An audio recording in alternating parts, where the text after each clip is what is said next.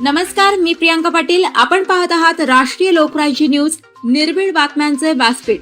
आज आपण दिवसभरामध्ये घडणाऱ्या घडामोडींवर नजर टाकूया. गणेश विसर्जन मिरवणूक मार्गाची नगराध्यक्षा डॉक्टर मैथिली तांबे यांच्याकडून पाहणी. रस्ते, पथदिवे आणि व्यवस्थेच्या कामांना वेग. गणेशोत्सवाच्या विसर्जन मिरवणुकीच्या पार्श्वभूमीवर संगमनेर शहरातील निश्चित करण्यात आलेल्या मिरवणूक मार्गाची नगराध्यक्षा डॉक्टर मैथिली तांबे यांनी प्रत्यक्ष पाहणी करून आवश्यक सुविधांचा आढावा घेतला.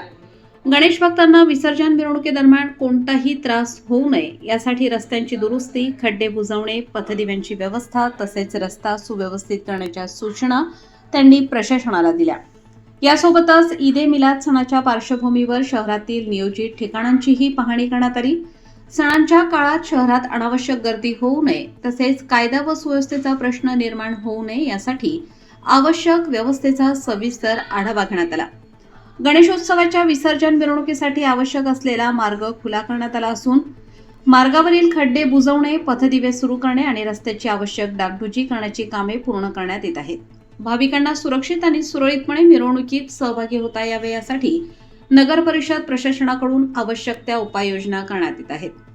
गणेशोत्सव सुरक्षित, आनंददायी आणि शिस्तबद्ध वातावरणात पार पडावा यासाठी नगर परिषद प्रशासन पूर्णपणे सज्ज असून नागरिकांनीही प्रशासनाला सहकार्य करावे असे आवाहन नगराध्यक्षा डॉक्टर मैथिली तांबे यांनी केले.